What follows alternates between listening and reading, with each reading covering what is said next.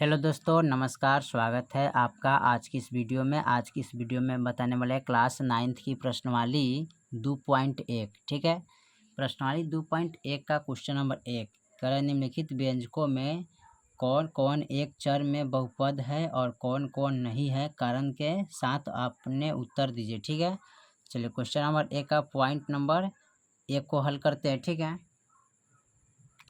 चलिए तो यहाँ पर क्वेश्चन नंबर 1 का पॉइंट नंबर 1 यहाँ पर नोट कर लिया, जो दिया है 4x² माइनस के 3x प्लस के 7। ठीक है, तो सबसे पहले हम आपको बता देते हैं चर और चर। ठीक है, तो चर किसको बोलते हैं? ए से लेके जेड तक, और चर किसको बोलते हैं? 1 से लेके अनंत तक होता है। ठीक है, इस तरह 2 3 4 5 6 डॉट डॉट डॉट अनंत तक चला जाता है। गिनती के संख्या को अचर बोलते हैं। ठीक है, अचर किसको बोलते हैं? ABCD के अंक को। ठीक है, तो देखिए यहाँ पर x है, क्या है? चर है। तो x यानी कि यहाँ पर x² है, तो इसको क्या लिखेंगे? तो यह लिखेंगे यह चर बहुपद है। ठीक है, तो किस में है? x चर में है ना। किस चर में है? x चर में। तो इसको लिखेंगे यह x चर में बहुपद है। ठीक है, चलिए पॉइंट नंबर दूसरा देखते हैं। चलिए पॉइंट नंबर दूसरा में दिया है y² प्लस के √2। ठीक है, तो चलिए इसको हल कर लेते हैं। चलिए तो यहाँ पर दिया है y² में। ठीक है, तो यहाँ पर चर किसको बोलते हैं? ABCD के अंक को। तो यहाँ पर लिख सकते हैं यह y चर में क्या है? बहुपद है। ठीक है, चलिए पॉइंट नंबर इसका तीसरा देखते हैं। चलिए पॉइंट नंबर तीसरा में दिया है 3√t प्लस के t√2। ठीक है, तो चलिए इसको हल कर लेते हैं। चलिए तो यहाँ पर हम क्वेश्चन नंबर 1 का पॉइंट नंबर तीसरा नोट कर लिया है, 3√t प्लस t√2। ठीक है, तो यहाँ पर इसको क्या हल करेंगे? देखिए यहाँ पर जब t का जो है ना, यानी कि √t है, इसको जब रूट से बाहर करेंगे तो t का जो स्क्वायर है कितना आ जाएगा? बट्टा में आ जाएगा, यानी कि 1/2 आ जाएगा। ठीक है, तो यह यानी कि बट्टा में इसका पावर नहीं होता है, तो लिखेंगे यह बहुपद नहीं है।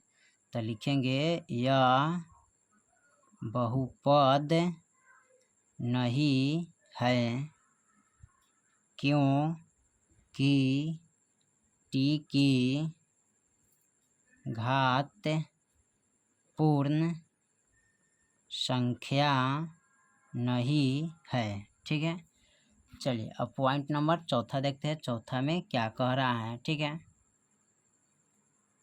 चलिए पॉइंट नंबर चौथा में दिया y प्लस 2/y। ठीक है, तो चलिए इसको हल कर लेते हैं।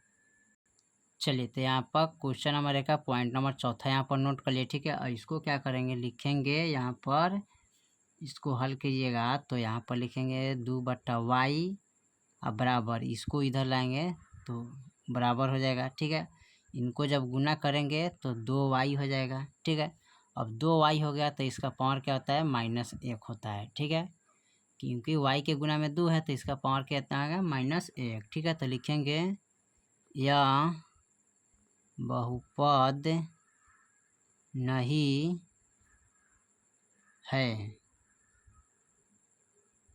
क्योंकि y की घात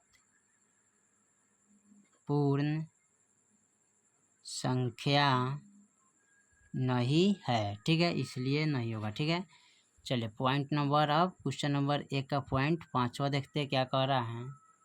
चलिए अब क्वेश्चन नंबर 1 का पॉइंट नंबर 5 में दिया है x के पावर 10 प्लस y के पावर 3 प्लस t के पावर 50। ठीक है, तो चलिए इसको हल कर लेते हैं।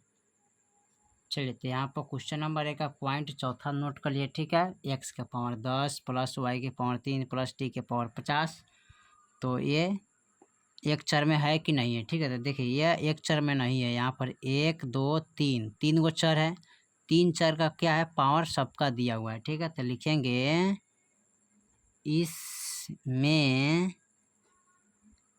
x y और t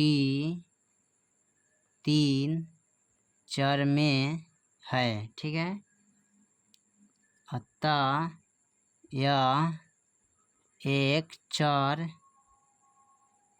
चर में बहुपद नहीं है। ठीक है, यही आपका फाइनल आंसर हो जाएगा। ठीक है, चलिए तो क्वेश्चन नंबर एक आप पॉइंट नंबर 1 से 5 तक हमने कंप्लीट कर दिया। फिर मिलते हैं अगले वीडियो में, तब तक के लिए जय हिंद जय भारत।